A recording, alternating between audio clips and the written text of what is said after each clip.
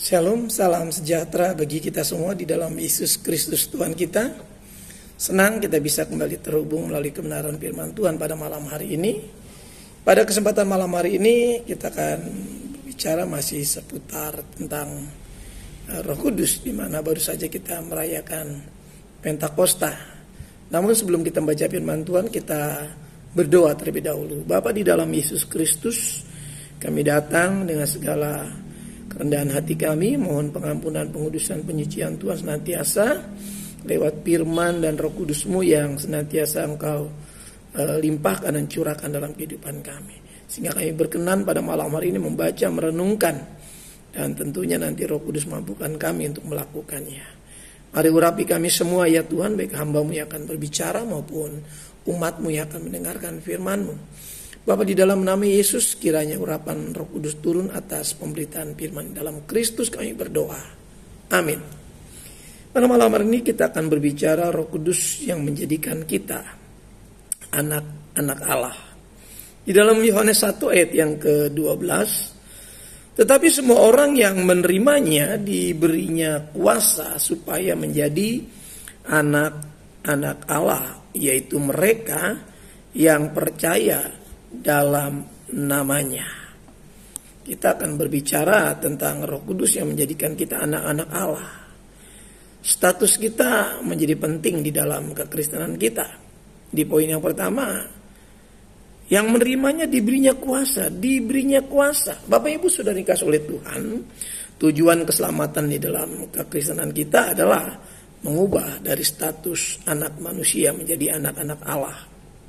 Bapak Ibu, hanya Roh Kudus, ya, hanya oleh Roh Kudus yang mampu melakukan itu, ya. Karena Allah adalah Roh. Di dalam Yohanes 4 ayat 24 itu jelas. Karena Allah adalah Roh, maka betapa pentingnya kita diubah status kita dari anak manusia menjadi anak-anak Allah yang adalah Roh. Allah yang adalah Roh. Hanya Roh Kudus, Roh Allah sendiri bisa mengubah status kita dari anak-anak manusia menjadi anak-anak Allah, ya. Perhatikan, Allah itu Roh. Barang siapa menyembah Dia harus menyembah Dia di dalam Roh. Di dalam Yohanes 4:24 itu jelas. Allah itu Roh, dan barang siapa menyembah Dia haruslah menyembahnya dalam roh dan kebenaran. Nah, status menjadi anak-anak Allah ini ya, inilah yang bertujuan nantinya kita bisa menyembah Allah yang adalah Roh. Hanya Roh Kudus yang menjadikan kita anak-anak Allah. Supaya apa? Supaya Roh Kudus yang adalah Roh kebenaran itu juga membenarkan kita di dalam Roh itu.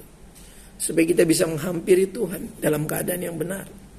Yang kedua, untuk diberi kuasa, ya, ada kata yang menerimanya. Nah, penerimaan yaitu mereka yang percaya di dalam namanya. Perhatikan. Yang disebut penerimaan yaitu mereka yang percaya di dalam namanya. Percaya diawali dengan sebuah pertobatan. Ya, ini penting. Jadi untuk menerima kuasa dan berstatus sebagai anak-anak Allah ada proses, ya. Ada proses yang dikerjakan Roh Kudus. Roh Kudus membawa kita di dalam suatu proses, ya. Bapak Ibu saudara yang dikasihi oleh Tuhan, memang tidaklah mudah ya menjalani kehidupan kekristenan seperti yang saya sering katakan bahwa kita harus berjuang. Kita harus bertanggung jawab dengan iman ini, saudara. Kita nggak hanya bertobat, tapi kemudian kita melakukan kehidupan di dalam pertobatan itu untuk menerima kuasa, ya, dan berstatus sebagai anak-anak Allah. Ada proses yang harus kita kerjakan oleh Roh Kudus, itu dikerjakan di dalam diri kita, ya. Dari anak-anak tidak sah, ya, atau anak-anak gampang atau notos, ya, dalam bahasa Yunaninya itu Ibrani 12. Coba kita lihat dalam Ibrani 12 ayat yang ke-8. Tetapi jika kamu bebas dari ganjaran yang harus diderita setiap orang, maka kamu bukanlah anak, tetapi anak-anak gampang. Perhatikan, ya. Kamu adalah anak-anak gampang.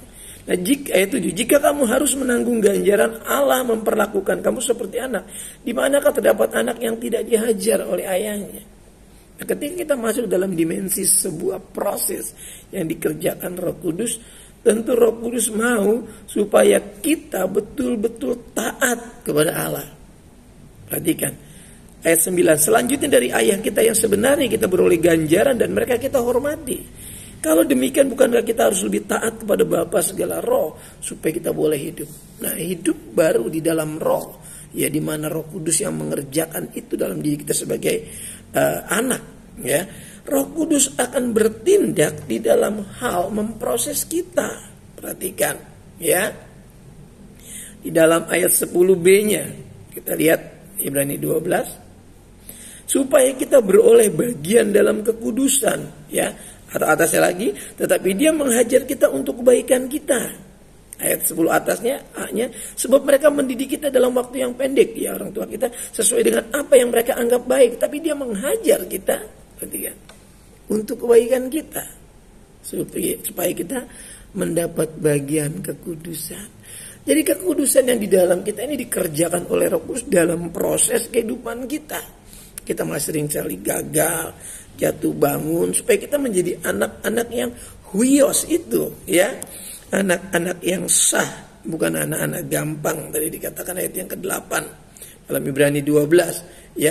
Untuk pengesahan sebagai anak ada proses yang jelas, ya, tetapi dia menghajar kita untuk kebaikan kita supaya kita beroleh bagian dalam kekudusan. Jadi kekudusan tidak simsalabim, ya. Kita terus berproses, ya. Dari kesucian kepada kesucian, dari kekudusan kepada kekudusan, dari kemuliaan kepada kemuliaan. Ini adalah yang melakukan Roh Kudus, ya. Supaya kita nanti bisa melakukan kehendak Bapa. Untuk percaya yang benar, seorang harus berjuang dengan proses yang dikerjakan Roh Kudus. Perhatikan, untuk percaya yang benar, loh.